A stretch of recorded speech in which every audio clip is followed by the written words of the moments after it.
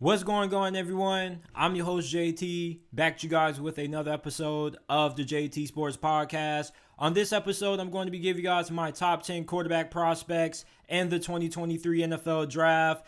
This quarterback class isn't all that great, but it is better than the quarterback class that we had last year. We already know about Bryce Young, CJ Stroud, but there are a couple of other guys that kind of have piqued my interest that we're going to be talking about. But before we get into it, if this is your first time listening to the JT Sports Podcast, welcome. I appreciate you for tuning in. Make sure that you check out the JT Sports Podcast, available on all podcasting platforms. Every video and episode of the podcast that's uploaded on the channel is available in audio format on all podcasting platforms. Apple, Google, Amazon, Spotify, wherever you get your podcast from, you can find the JT Sports Podcast. If you enjoyed this episode of the pod, leave us with a 5-star review. We will greatly appreciate it. And share this episode of the podcast with your friends, family members, and acquaintances. All right, so let's get into it.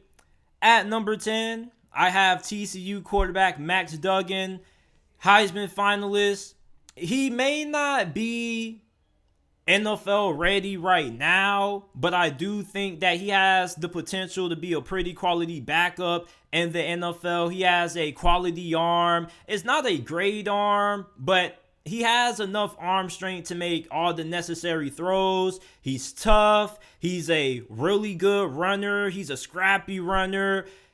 My problem with Max Duggan is that he's not great under pressure. He struggles reading defenses consistently. A good example of that was that semifinal matchup against Michigan. Anytime Michigan was able to get pressure up the middle, Max Duggan struggled. And I think that the offense that he played in was a little bit easy for him to make reads and whatnot, so he may have a little bit of a transitional period going from learning a college offense to an NFL style offense. But Max Duggan, although some people may not even view him as a top 10 QB prospect in this draft, I think that he has enough intangibles that he's going to be able to come in, make a roster. He's going to grind his tail off to end up being a pretty serviceable backup. And maybe one day he could end up becoming a low-end starter. At number 9, I have Clayton Tune, 6'2", 216 pounds, out of Houston. This guy reminds me a lot of Case Keenum.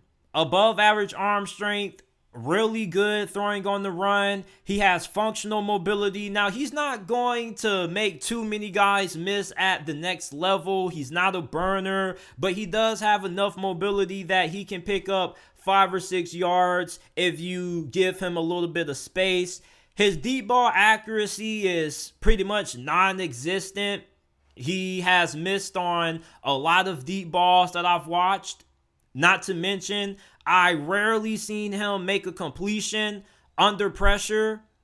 So for Clayton Tune, I think that this is somebody that he needs to go to an offense that's more rhythmatic based. I think he can be a really good quarterback at times if you can get him going early. You can get him going with some early throws and get him building confidence. But if you're asking him to make big, high-level throws consistently, you're not going to get that out of Clayton Tune. But like Max Duggan, I think that this is somebody who can be a serviceable starter in this league. I don't think that he has all that much ceiling to be a starter in this league because he doesn't really have the greatest accuracy on the deep ball, and he's not all that great when it comes to making throws under pressure, which are, I think, two very important things when it comes to being able to be a serviceable backup. You at least have to be able to make some throws when you have guys coming at you in your face. Clayton Tune comes in as my 9th ranked quarterback. At number 8, we have Stanford signal caller Tanner McKee, 6'6", 226 pounds. That is incredible size. He operates very well in the short intermediate passing game. His throwing motion is a little bit unique. I'm not going to say that it needs to change. I don't really see too big of a problem with it, even though he probably could tighten it up a little bit. But I think for the most part, his throwing motion isn't really an issue for me. He has a really good arm and incredible velocity. Every time he throws the ball, it comes out with a lot of pop. The thing with Tanner McKee is that it's very hard to get a really good evaluation on him because Stanford just wasn't a good team. Now, they did have a pretty okay group of receivers, but the offensive line pretty much was getting pushed back almost every single play against Washington. Oh my God. I didn't even watch the whole entire game because it's not even no point. Tanner McKee doesn't even have a chance. And then on games when Tanner McKee did get solid protection, he looked pretty serviceable. He does a pretty good job getting the ball out his hands quick. The thing with him is that he is your old-fashioned, traditional pocket-style quarterback. He isn't really going to give you much when it comes to mobility on the ground. He isn't really going to be able to extend plays. And his deep ball accuracy is not bad, but it's spotty. If the offensive line gave him a little bit more time to throw, I think that his deep ball accuracy probably could have been a little bit better. Tanner McKee, he's somebody who that's that NFL right hash now mark to the sideline, to the end zone. On a line, it is caught. The ball placement and the precision accuracy really jumps off the field. He does have good size. That was a big lead throw. And the tools to become a pretty solid quarterback in the league. At number 7, a lot of you guys may disagree with this one, but I have my guy, the mailman, Stetson Bennett, a.k.a. Sir Stetson, 2-time national champion, former walk-on. Without a doubt, we know that the work ethic, the intangibles, the leadership qualities are there with Stetson Bennett. This guy is, in my opinion, a elite distributor of the football. He's accurate, especially when it comes to operating in the short intermediate passing game. He doesn't really miss too many short or medium range passes. He has a good release. He has pretty solid mechanics, even though when he does get pressure in his face at times, his mechanics can get a little bit sloppy. He is a way better athlete than what a lot of people give him credit for. I mean, Stetson Bennett can really move. He kind of reminds me a little bit of Kyler Murray in a sense. Not exactly like Kyler Murray, but a little bit of Kyler Murray in terms of how shifty and nimble he is when he decides to get in the open field and run. And he's 5'11", 5'10", 190 pounds. So yes, the size is going to concern you when it comes to his durability at the next level. He doesn't have the greatest arm, but I do think that he does have some good arm talent, which arm strength and arm talent are two different things. Arm strength is the amount of velocity and how far you can throw the football. Arm talent is how many throws can you make from different angles, different parts of the field. And for Stetson Bennett, even though the arm strength may not be the greatest, I think that this is somebody who you put in a West Coast Kyle Shanahan style offense and you let him cook. If I had to give him a pro comparison right now, it would be Brock Purdy. And when you look at Stetson Bennett, I don't see how you can't see Brock Purdy. Brock Purdy, the thing with him coming out of Iowa State was that he could be a little streaky at times. He didn't have the greatest arm, but the dude was a pretty solid athlete. The dude made pretty good decisions with the football. He had a high football IQ. I see similar things with Stetson Bennett. Let's not also forget who his offensive coordinator was, Todd Monken. So Stetson Bennett already has a good amount of familiarity when it comes to learning a pro-style offense and being able to operate an NFL-style offense. Stetson Bennett, outside of the arm strength, that's really the only thing that I really have a concern about. His age, yeah, it's going to be a little off-putting, but it's not like you're going to be investing a high-end draft pick on Stetson Bennett. You're probably going to be investing a mid-round selection on Stetson Bennett. And with Stetson Bennett, this is somebody who I think right away can be a really good backup. Could he end up being a starter? Maybe he could end up being a stopgap or bridge quarterback. Maybe he could be a Taylor Heineke kind of quarterback who ends up being a journeyman starting for several different teams. But I'm really a big fan of Stetson Bennett. And I think that Stetson Bennett, without a doubt, is going to end up getting drafted. I got like a 5th or 6th round grade on him. I like the way he sees the field. He goes through his progressions, pretty solid mechanics. The arm strength isn't the greatest, but outside of that, I think Stetson Bennett is going to be a really good pro at the NFL level. Number 6, we got BYU quarterback Jaren Hall. Now, I'm a really big fan of Jaren Hall, and I actually had a pretty hard time trying to figure out where I wanted to rank him.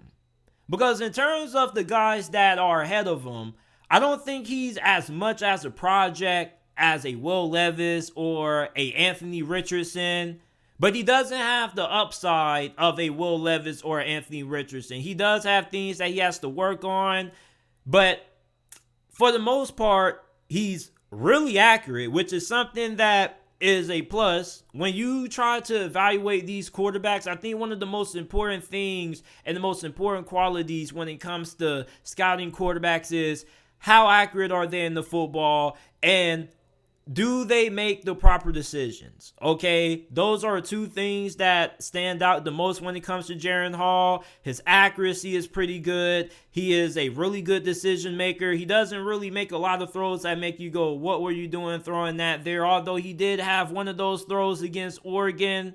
But for the most part, he's really good when it comes to making sound decisions with the football.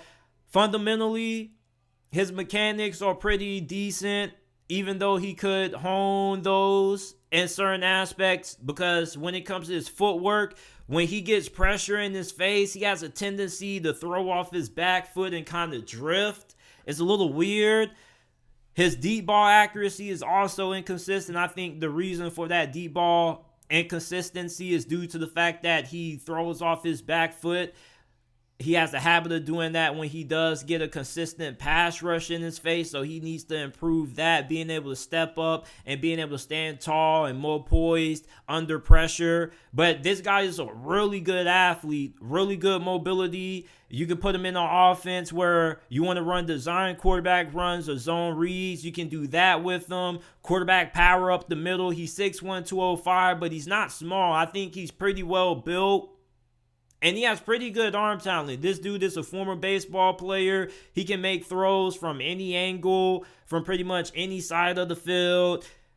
Many people don't like his arm strength. They feel like his arm strength is more to be desired. I don't think he has a bad arm, even though I was a little bit disappointed when I first started watching his film because they said he played baseball. Anytime you hear about a quarterback who used to play baseball, you expect them to have an incredible arm. And with Jaren Hall, his arm strength isn't terrible. I think it's above average, slightly above average, but it's just that it doesn't come out the way that the ball comes out when you see somebody like Will Levis or Anthony Richardson throw the football. And that's kind of what I was expecting when I first started watching Jaren Hall. But this is an overall really solid quarterback.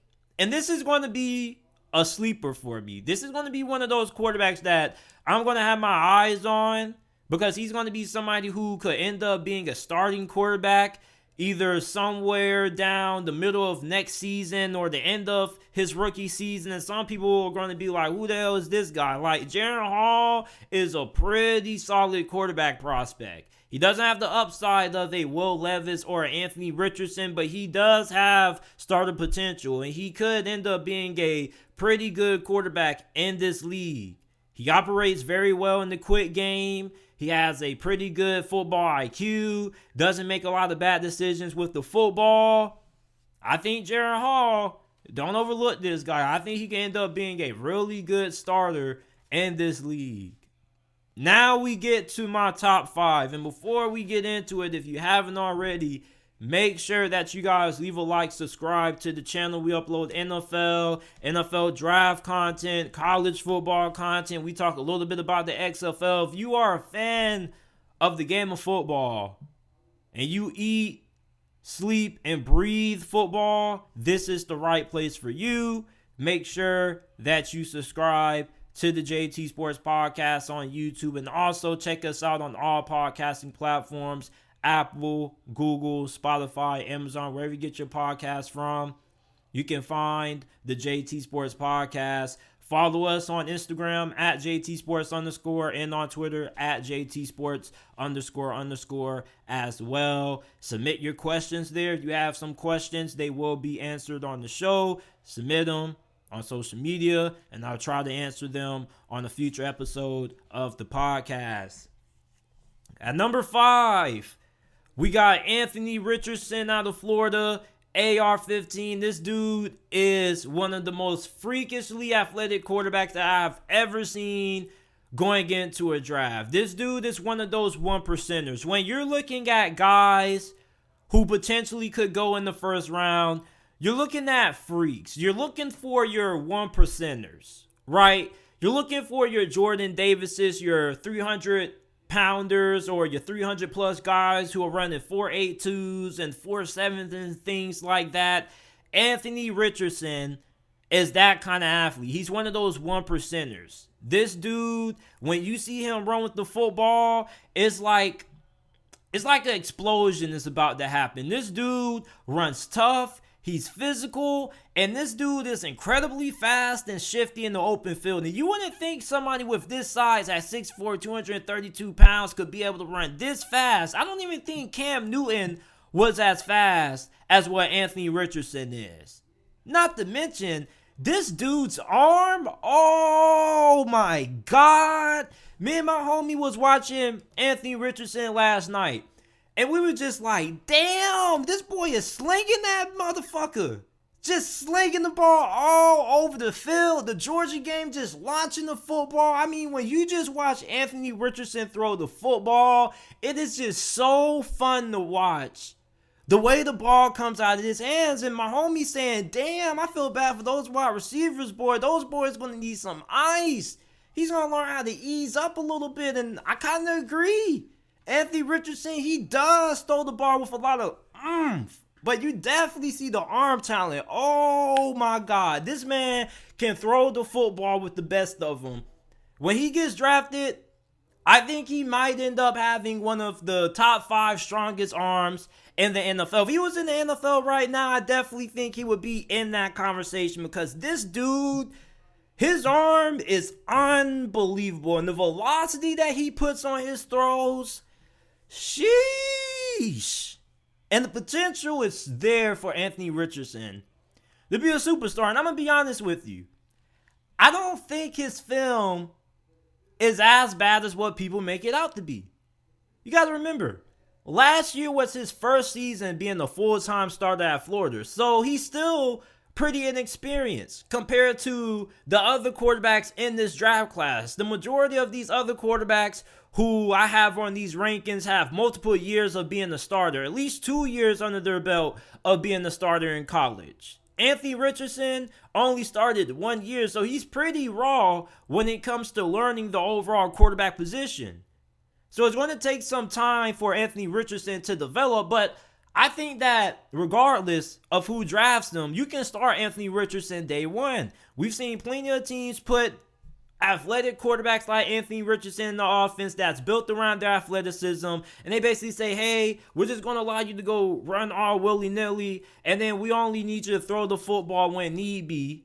And then eventually, as the years progress, those quarterbacks eventually develop as a passer, and then you can start using them less in the run game and more as a passer. So earlier in Lamar Jackson's career, the Ravens, they utilized a lot of his rushing ability while he developed as a passer in the background. Now, the development of Lamar Jackson as a passer was a little bit faster than most people expected. But for Anthony Richardson, if he goes to the right team and the right head coach who can help him improve his mechanics, get that footwork down pat, help improve that accuracy, teach him how to read defenses and make good decisions with the football, this dude's going to end up being one of the best, if not the best quarterback in the NFL.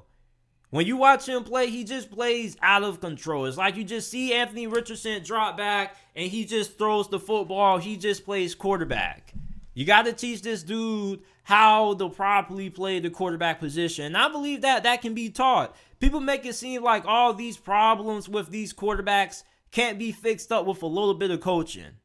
If you give these guys the right situation with the right head coach, they'll cook. And I think AR-15, I think out of all the quarterbacks in this draft class, he has the highest ceiling out of all of them. This dude is a rare athlete. Imagine you're a 5'10", 185-pound safety, and you got Anthony Richardson coming at you, one-on-one in the open field. Good luck. I don't think I would want anything to do with that. Number 4, we have Kentucky quarterback Will Levis, 6'3", 232 pounds. This probably is one of the most debated prospects in this draft class. In the eyes of NFL scouts and executives, many people think that Will Levis is Jesus walking on water in the football world. Some people have him over Bryce Young. It is not just one or two sites. There are a good amount of websites and a good amount of well-respected people in the NFL draft community who believe that Will Levis is the best overall quarterback in this draft class. They say, well, he has incredible arm strength. I agree with. He's a really good athlete, good athleticism. He has great potential. I agree with that. And also another thing that I think kind of gets overlooked with Will Levis is that he routinely makes tight window throws.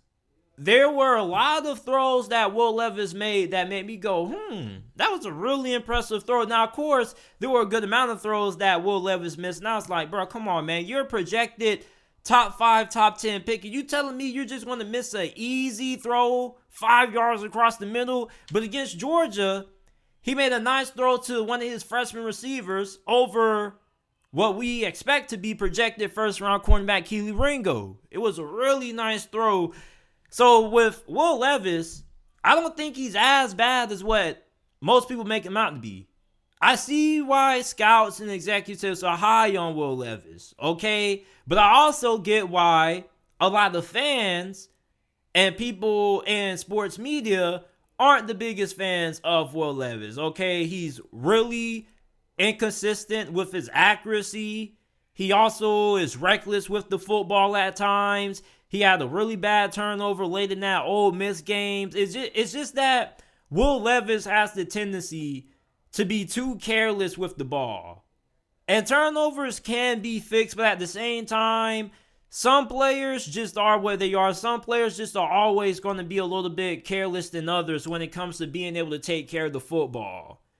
And then my biggest issue with Will Levis is that I don't really think he has good pocket awareness. I don't know how many of you guys are going to agree with that, but I've seen this guy get hit a lot in the pocket and take some really big shots just because he didn't really know where he was. It's like he didn't sense a guy coming off the edge, or he didn't account for a guy who was going to be on block, and he took some really big shots, So I don't really think that Will Levis has good pocket awareness. And guys like Daniel Jones, that kind of has always been the knock on Daniel Jones. Oh, he isn't fazed by pressure. That's a pro and a plus. He isn't fazed by pressure. That's a good thing. But at the same time, he isn't fazed because he isn't able to sense it.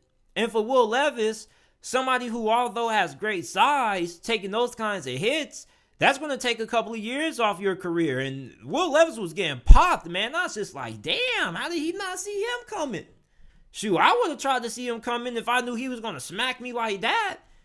But Will Levis, after watching him, I'm not as low on him as I was prior to watching his film. And I did watch a good amount of Will Levis before really diving deep into his tape. But I think Will Levis, like Anthony Richardson, the potential's there. It's just all really about where he lands. And can he go to the right head coach in the right system that can properly develop him? You probably could start Will Levis day one. This is somebody who comes from an NFL-style offense. Their offensive coordinator is Liam something. I don't remember the exact name of it, but his name is Liam something. And he was on Sean McVay's staff not too long ago. So he kind of already knows somewhat about operating an NFL-style offense. He has multiple years as a starter underneath his belt. And that's pretty much the only reason why I put him above Anthony Richardson. I still think that Anthony Richardson is a better player than Will Levis right now. But I just gave Will Levis the nod just because he has a little bit more experience than Anthony Richardson. You kind of could see that in certain moments, that experience being a factor. Number 3, I have my guy, money Hendon Hooker as my third-ranked quarterback, 6'4", 218 pounds, out of Tennessee. You guys know how I feel about my boy Hendon Hooker. And Hendon Hooker has been receiving a lot of criticism that really has, to be honest with you, annoyed me. Yes, he's up there in age. He's going to be older than what you would like a guy who you view as a future franchise quarterback to be. He's coming off an ACL injury, plus he's coming from that Tennessee offense that a lot of people view as a gimmick and doesn't really translate all that well to the NFL. But despite the fact that Hendon Hooker is coming from a non-traditional offense that doesn't really translate to a lot of success at the next level, he has shown the ability to go through multiple reads, make full read progressions or full scale progressions. He's really accurate with the football, even though it's hard to gauge how good he is when it comes to anticipation and throwing guys open because of how that offense is structured. But Hendon Hooker is probably one of the most accurate quarterbacks in this draft class. He has a very good arm. His fundamentals are pretty solid, even though he is a little flat-footed. Great leader, great character. Tim Tebow praised him for his leadership and his character. This guy is super tough. He's poised.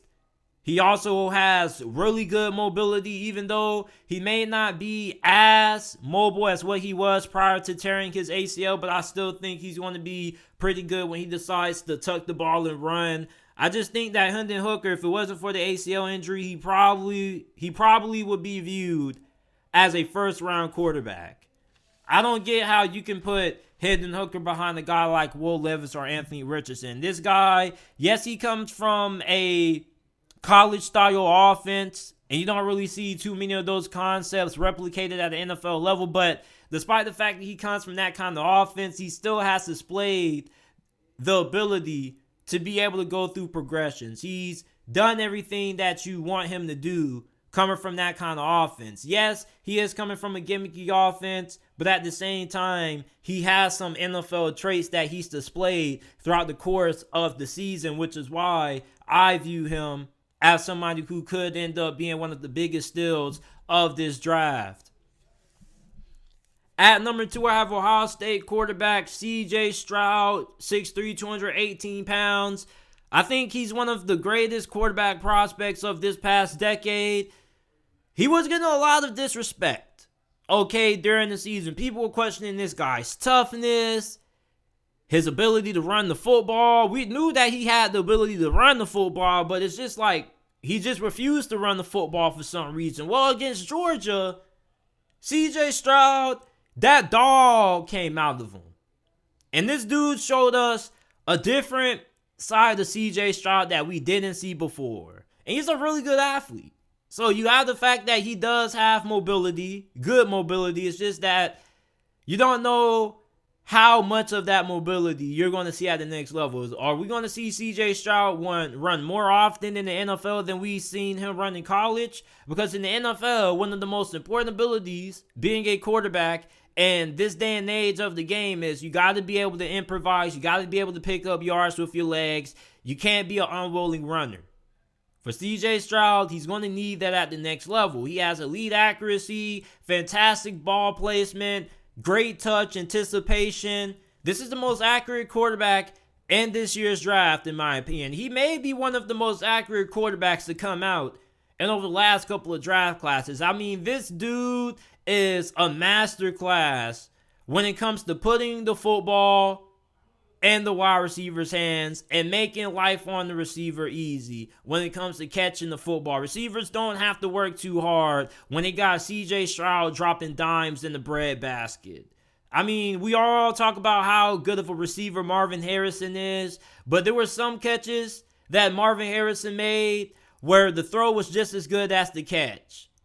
Some people have been comparing CJ Stroud to Jared Goff, and those aren't bad comparisons, but I just feel like CJ Stroud is just so much better as a prospect than Jared Goff, man. Like, this dude's accuracy, his touch is so fantastic and so pretty, man. Like, I'm a really big fan of CJ Stroud. Now, he's not great throwing on the run. Even though he does have good mobility, it's just that when he throws on the run, it's a little odd. He's a little sluggish at times. He can struggle with pressure in his face also. But for the most part, I think CJ Stroud is one of the most talented quarterback prospects to come out in a very long time. And I think he's the most NFL-ready quarterback that Ohio State has ever had. At number 1, you guys already know who I'm going with. I'm going with Bryce Young, the Master Jedi. This dude has eyes behind his back, behind his head, whatever you want to say, whatever you want to call it. This dude just has a sense and a feel for the game. Poise.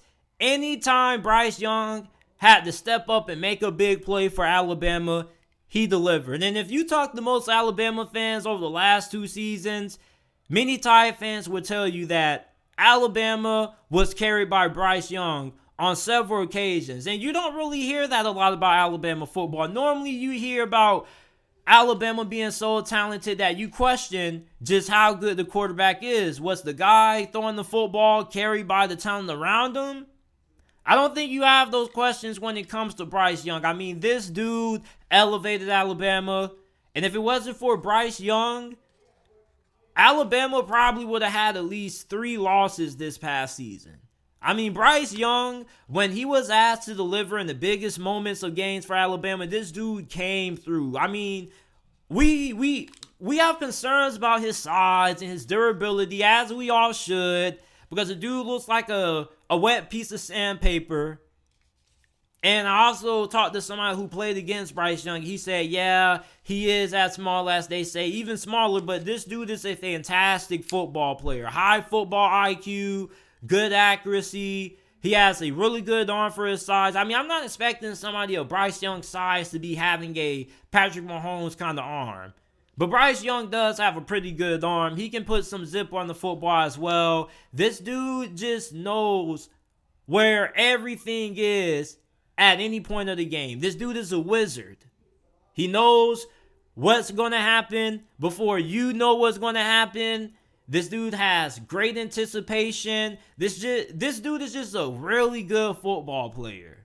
And I don't care about his size. Sean Payton, a couple of weeks ago, before he took the Broncos coaching job, did a segment on The Herd. And they were talking about, would you take CJ Stroud number 1 overall? Would you stick to the prototype, right? Or would you go ahead and draft somebody who's non-traditional for the position and Bryce Young? And Sean Payton said, you only do that if the quarterback in question walks on water. And does Bryce Young walk on water? Sean Payton said yes.